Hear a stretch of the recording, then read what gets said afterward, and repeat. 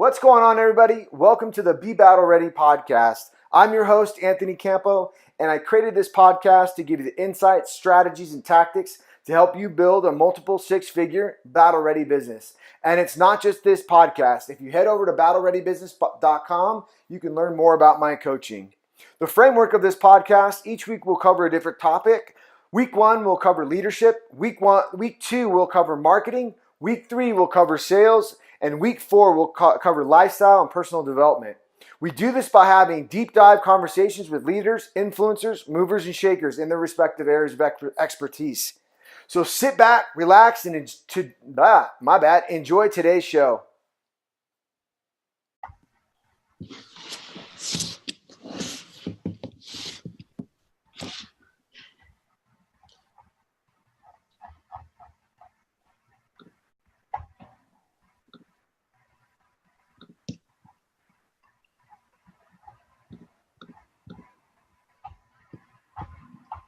All right, so we are on with my man Brian Fremgen from Pacific Retail, the senior specialty leasing manager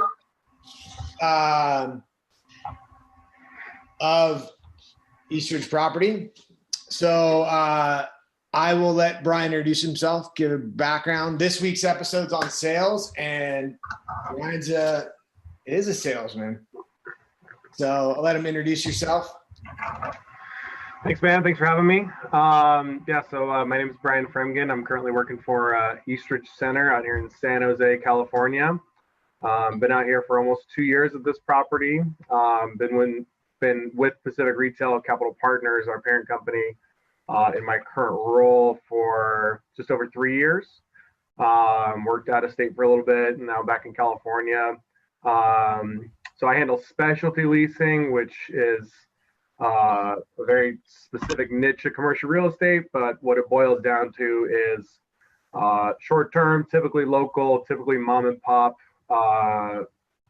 shopping center tenants. So not necessarily a lot of your national brands, but a lot of carts, a lot of kiosks, few stores, the brands that you'd see in a shopping center that are not that's really the best way to kind of phrase it, is it's more your local brands.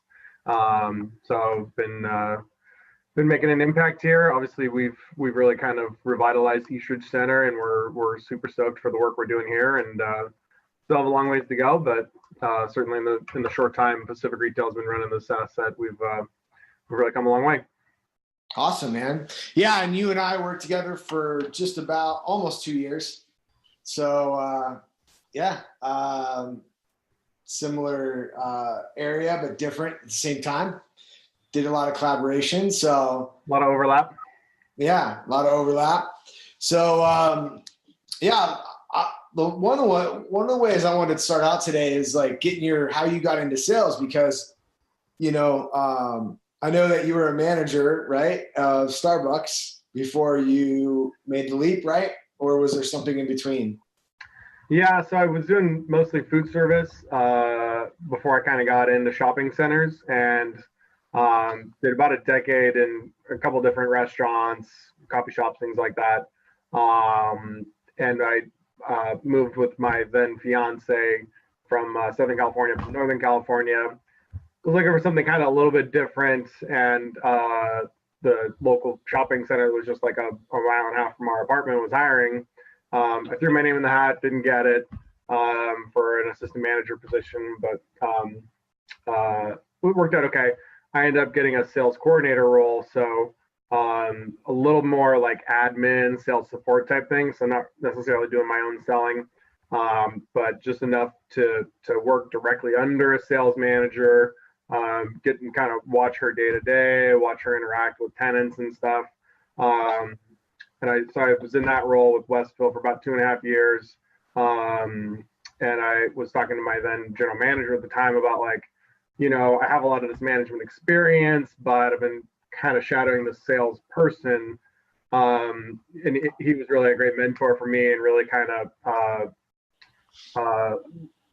let me make my own decision, but nudged me down the path that, I had a knack for B2B sales, really developing good relationships with tenants, with operators, even if, businesses that weren't really affiliated with me, like still try to bring them value, still try to help them grow their business, even if I wasn't working directly with them or if they weren't my tenant, because a lot of those things have now come back. So I I wouldn't say I stumbled into a sales role. I was very fortunate to get a role that let me observe, hone my own craft slowly, and kind of develop my skill set a little bit at a time without having to jump right into it.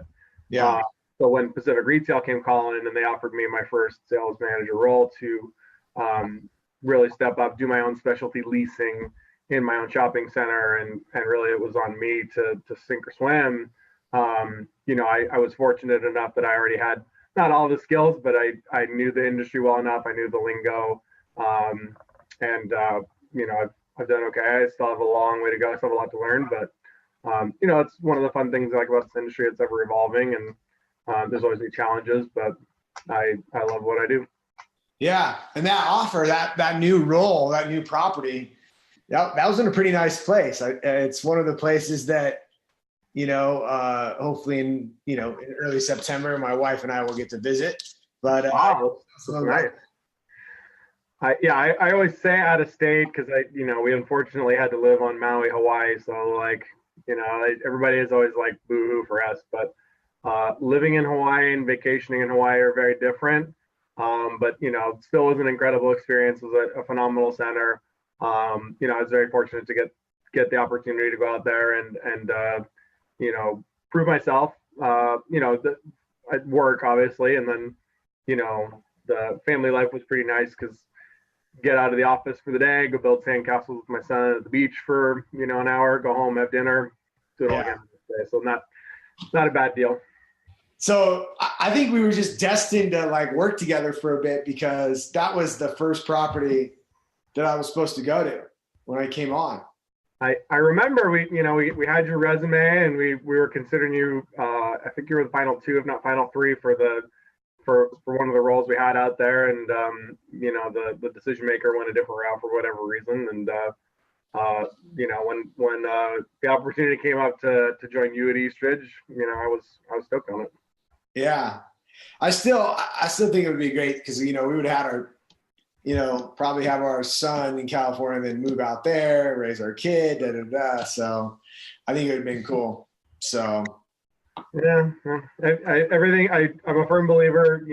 Everything happens for a reason. It worked out the way it did, and I'm grateful for the opportunity, and I'm grateful to be now supporting you on this next venture and helping businesses get battle ready. So on that, yeah. So if what's your kind of overall vision or recommendation of if you were going to make somebody, a business or recommend a salesperson to be battle ready in their sales? So I really just deal with B2B. I can't speak a lot to B2C. But certainly anybody that's going to be starting their own business needs a lot of good B2B skills. This was a lot of the vendors that I deal with or contractors or whatever it may be that, ultimately most businesses, are going to have some B2C elements, but pretty much everybody's going to have some B2B in their business role. So, for somebody to be battle ready from a B2B perspective, dealing business to business, I think the biggest reason I've had the success that I've had is just understanding the goals of what the other business has. I mean, if their goal is to sell, ice cream, then what do we do to help them get to that goal? If their goal is to sell, cell phone plans, what do we do to help them be more successful? And for me, my success in a shopping center has really been based on doing what I can to help my business owners, my tenants, be successful, whether that be putting them in the right location, working out the right contract for them, maybe bundling some marketing with their package or whatever it may be, because every business is a little bit different depending on what they're looking for.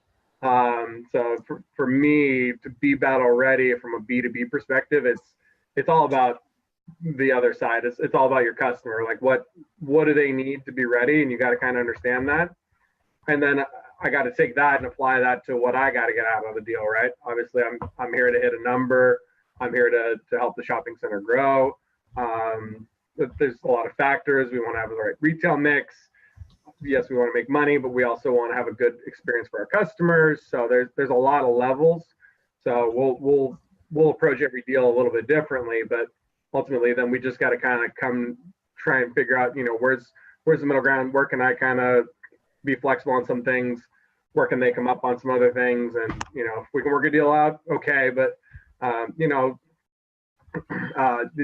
not every business I interact with is going to end up buying from me or becoming a tenant in my case. So, the other thing I really always push is what can I do to at least give them value? If I'm not the right fit, but I say, you know what, there's a shopping center across the way that, you're a little too high end for me. Like you should be over here, or, your business isn't quite ready yet. Like I know you want to sell your brand on your t-shirt that you think is super cool, but it's, you're not quite, you don't have a following yet. Like you need to do this amount of sales just to pay me, for the rent that you're going to incur and things like that. So it's a little bit of business coaching and kind of helping entrepreneurs, especially when they're trying out a first business or they're pivoting to something new, helping them kind of mitigate what's going to make sense. And I'm fortunate to have been at this property for a couple of years now, so I kind of know what'll connect well with our customers and what won't, and help them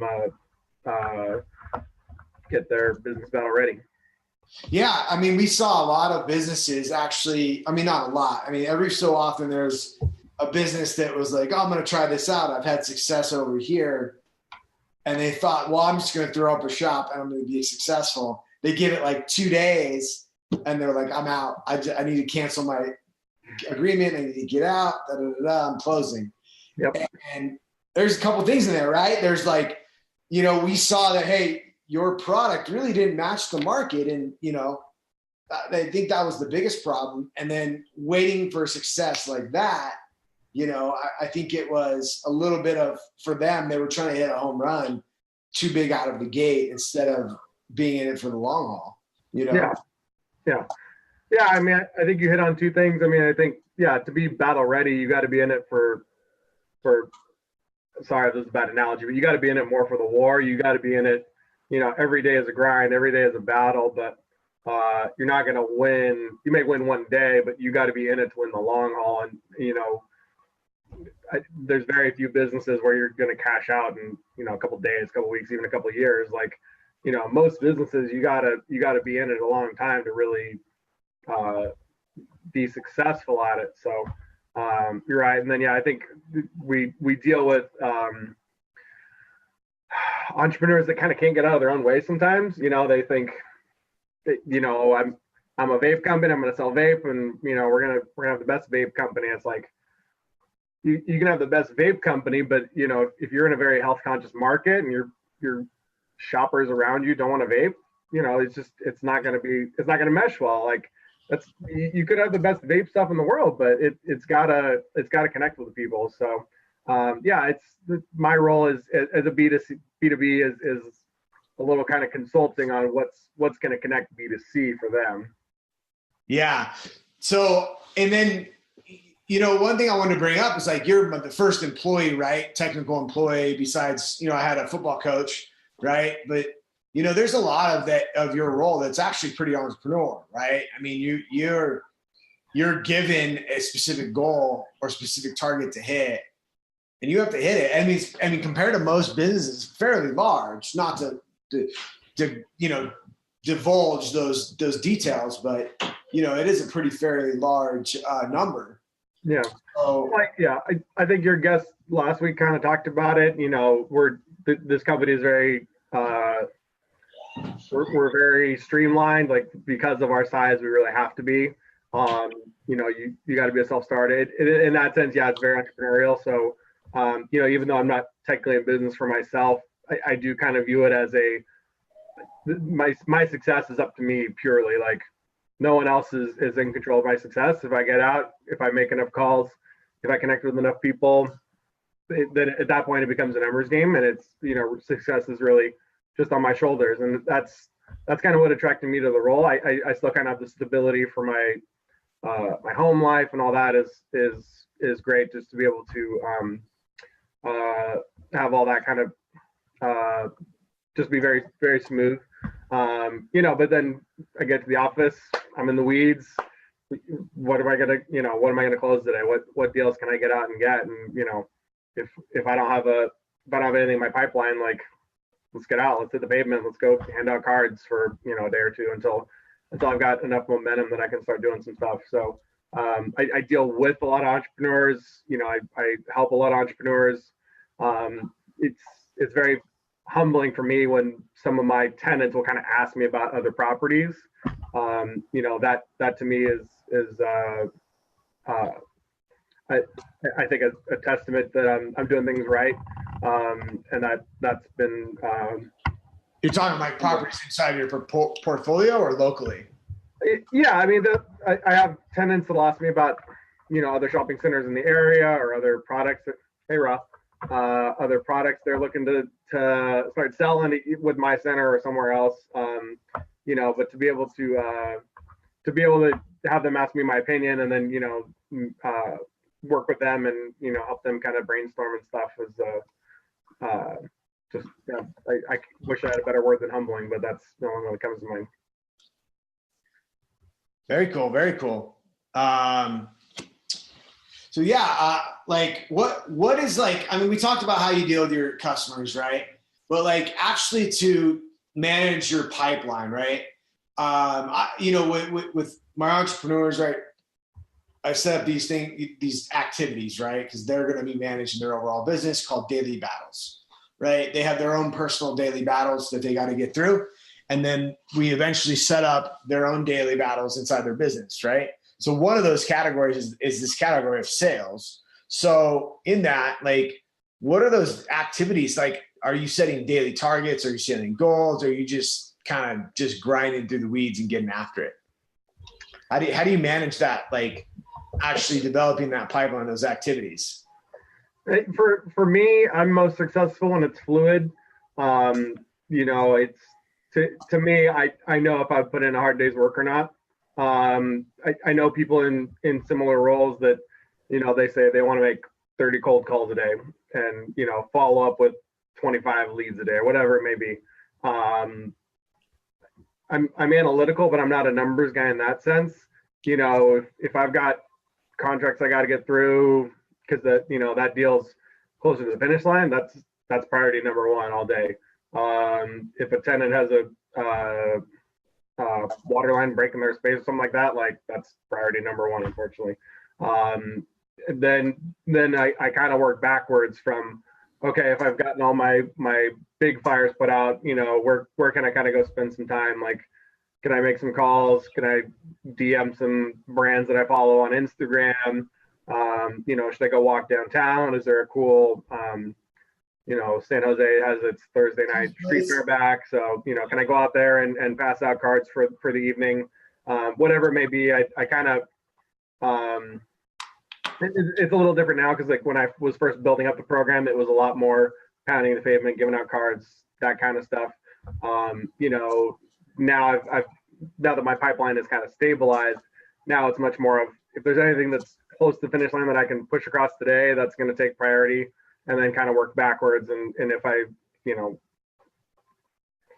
always still find a little bit of time, but the amount of time that I get to kind of insert and refill that new business back in, that's the part that's kind of most fluid in my daily battle. Yeah. Okay.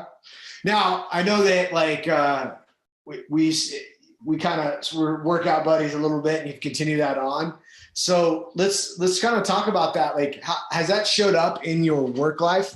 Like, do you contribute any of the success that you've had to, what I see putting somebody in the place of power, like getting that out of the way, getting it done. What's up, bro?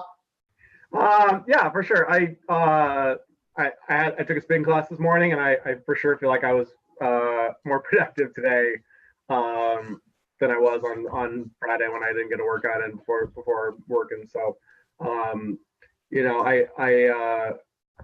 I'm certainly not the expert in the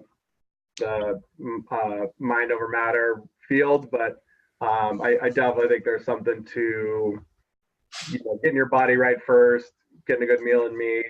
I feel like I interact with people better when I do that. Like I feel like it makes me I don't want to say more likable, but puts me in that right mindset to deal with my customers. Yeah. Cool. And then, so let's talk about your challenges, right? Like, I mean, I know that, you had a pretty big, you come into a couple of different programs and taking them from, we don't know if they're going to be working to like being successful. So like in those two, like what's been your biggest challenge in that? Like, It kind of goes back to, I think 2 questions ago, like it's really that initial grind of getting the demand up.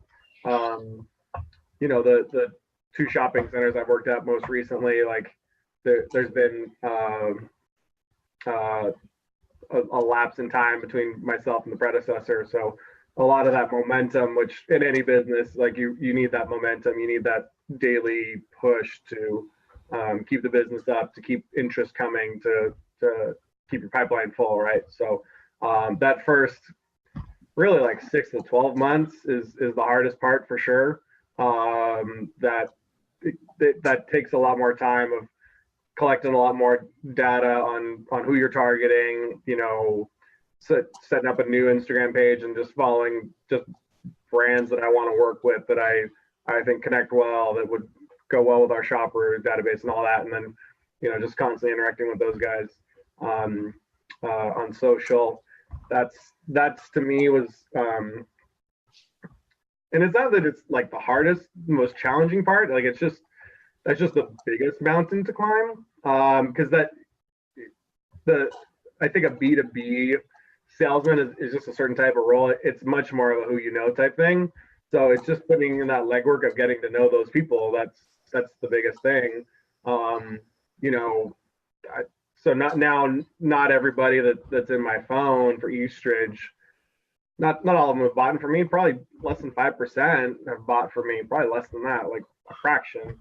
So to me, the hard part is just kind of building that up, so that if I do say, lose my coffee shop and I need to find a new coffee shop, I know 7-8 people in a 10-20 mile radius that have, coffee shop businesses, or they're a manager with aspirations to start their own shop one of these days or something like that. Like the building up that relationship Rolodex, if you will, is the biggest part of the grind. And now that I've been working on this project for 2 years, it's mostly stable. There's always going to be some flex, as with any business, but now it's more of a maintaining the momentum that we have, keeping our existing operators happy, bringing in new programs, starting new marketing efforts to get new business into them, and really kind of supporting them and sharing in their success.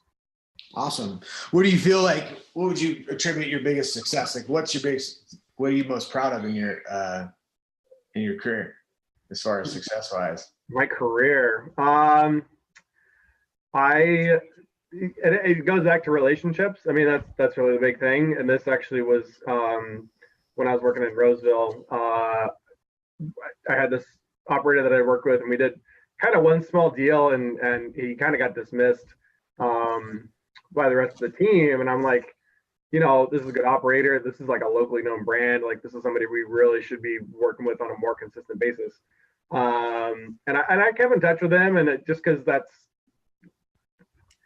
I didn't know it at the time, but like I think that's really what's been the biggest factor for me through my career now is just kind of keeping those business relationships as vibrant as you can, like checking in with people, having coffee, even if we're in different industries now, like going on your buddy's podcast, whatever it may be. All those things I think are feeding into your future business. Even if there's zero near short-term, long-term chance of anything coming of it, like that's really the biggest thing. And it's just those relationships. So my most proudest business accomplishment was that guy who just kind of did one little buy. I don't want to say the exact thing, but we ended up having a huge package with him, doing this huge custom campaign, like all around holiday, and they did this whole domination thing around our holiday set and stuff, and it was just it ended up being this really, I don't want to say it was easy, because the pushing it across the finish line was the easy part, and a lot of salespeople I think get caught up in they just try and push random things across the finish line. But to me, if I got a stable of horses and they're all stallions, and I can race any one of them, getting one to run across the finish line is a lot easier than trying to start up from scratch and build it all the way up, keeping that stock of good business people that you want to work with. It's not so much of a customer thing, because it's really relationships, because I've done business with other people where I've been on the quote unquote customer side just as often. So that to me is the biggest accomplishment, is maintaining a relationship that was undervalued by people incorrectly, I think, and ended up, really not only paying financial dividends, but it really was a win-win partnership. Yeah. And I still connect with this guy, and we're, I would still say still friends. That's cool. Yeah. I mean, what's it going to hurt if you give him a shot, right? I mean, I think more than anything, like that's what I learned when I first got into any type of sales role. When I was doing personal training, I told this story. It's like they threw me on the floor and were like, go sell these training packages and tell people that they're wrong. That's pretty much what they told you. And then I was just like, I forgot about it. I just got so frustrated, and I was like, I'm just going to start saying hi to people, right? And smiling, and just anytime anybody crossed my path, just say hi to somebody. And it paid dividends, right? Because then you developed relationships, people came up, started having conversations, and it turned into results. So, yeah. So cool. Yeah, man. So you just recently bought a house, right? Yeah. Big move. How's that? It's again, just really fortunate to be where I'm at, like personally and professionally. Like, some people say blessing. I think I've just been I've been in the trenches with some really great people. I think I've been very fortunate to be given the opportunities that I've been given. Call that what you want. But that's just really, I like to think if people put in the work, the universe will reward it. So yeah, to get into the details, it's kind of a pain in the ass to fix leaky faucets again, but it's all right. It's better long term. So as far as like personal development, like career development, anything like that, like, is there anybody you follow? Is there like things that you start, like, what do you do? What do you do like to kind of grow your skill sets and mindsets? I think, we talk a bit about, large influencers that we follow, the Gary Vaynerchuk's, Tim Ferriss's of the world, guys that, I think are really shape the professional development industry, if you will, kind of thing. But I think really having mentors in your space that know your industry, that know you personally, ideally both, is really the biggest thing that I think we don't generally take advantage of enough.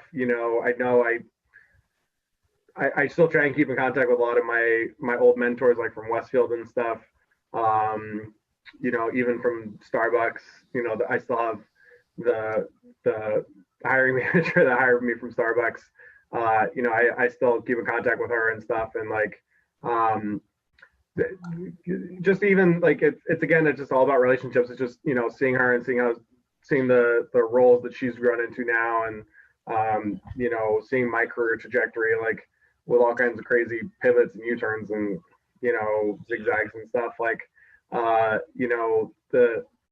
think having those people that know you and kind of saw something in you that stood out, and that whether that was you did business together, whether you worked for them, whatever that may be, worked with them, having that five, really kind of like max probably five people that you can just ask for advice, like, hey, I got offered this deal. It's kind of weird. Like, can I run this by you? Like, that to me is the biggest thing, because I still get challenged every week where I'll have something that doesn't quite fit, or I can't quite crack, like what should I be doing with this operator.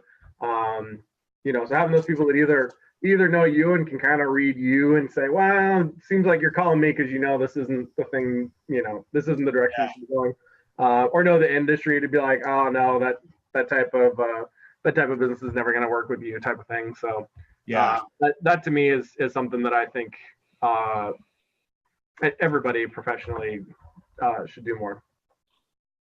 Yeah, absolutely. Yeah, man. I want to wrap this up. So I appreciate you being on, and I'm bummed that I don't get to see you every day like I used to. But your office right there. I know, right there. So I really appreciate you giving me time and being on here, and thanks for providing value. I hope people picked up on maybe some nuggets out of it, and go from there, man. Yeah, man. On a personal level, for sure, miss working out with you every day and hanging out with you every day. Professionally and developmentally, I think you're really putting together something special here. I really think the battle ready concept is super interesting, and I think it's gonna. I think once you kind of have your first couple really good case studies of that brand went through battle ready. Oh, okay. Like I think that's really going to be the breakthrough moment. And, I'm super stoked to kind of see the progress you make with a lot of those brands over the short term. Cool. I'm going to give you access to my membership site, so you can check it out. So appreciate it. So cool, man. Well, I appreciate you and appreciate you being on, and yeah, man, I'll talk to you soon. Thanks, man. Later. All right, that wraps this week's episode of the Be Battle Ready podcast, brought to you by Battle Ready Business. If you're an aspiring entrepreneur or current business owner and you'd like to take your business to the next level, go over to battlereadybusiness.com to apply for a complimentary one-on-one Battle Ready strategy session. During this session, we'll take a deep dive look into where you're at, where you want to go, and come up with the fastest path for you to build a multi-six-figure battle-ready business. So go over to battlereadybusiness.com to apply for that strategy session, and I look forward to supporting you.